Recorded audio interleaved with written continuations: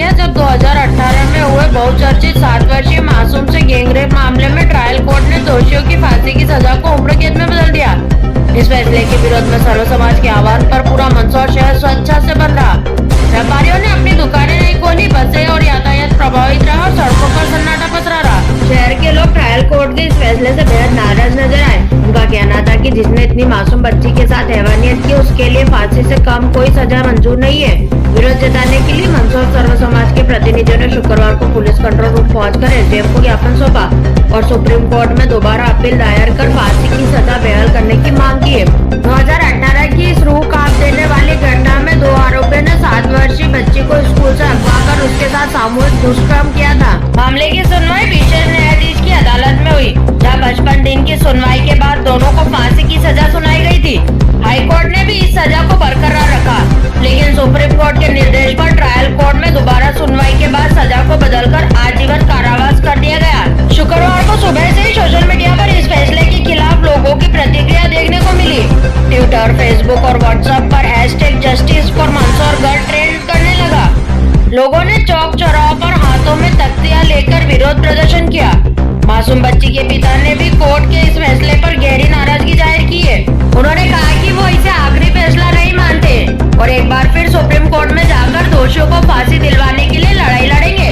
उन्होंने कहा जब तक फांसी नहीं होगी तब तक इंसाफ अधूरा है। मंदसौर की जनता का गुस्सा सिर्फ एक परिवार का मामला नहीं रहा, यह पूरे समाज की चेतना की आवाज बन चुका है। शुक्रवार को शहर की खामोशी इस बात का संकेत थी कि न्याय केवल फैसलों से नहीं, सही सजा से मिलता है और इस मामले में वह सजा सिर्फ फांसी ही हो सकती है।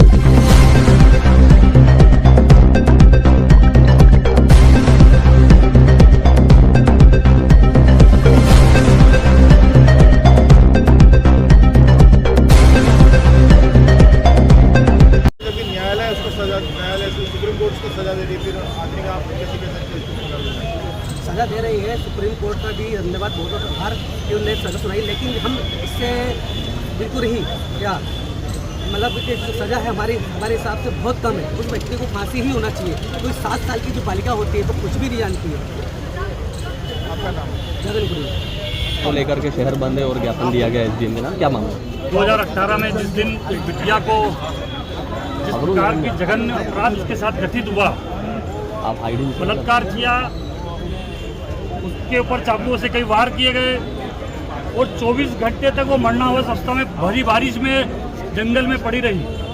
इतना घृणित अपराध करने के बाद दोषियों को मंदसौर की न्यायालय ने, हाई कोर्ट ने सजा फांसी दी और उच्च न्यायालय के हस्तक्षेप के बाद पुनर्विचार के लिए मंदसौर के न्यायालय में प्रकरण आया और जब उस प्रकरण के ऊपर निचली अदालत ने सुनवाई करते हुए उसकी फांसी की सजा को कम करते हुए आजीवन कारावास दिया, ये मंदसौर की जनता को स्वीकार नहीं हो पा रहा है।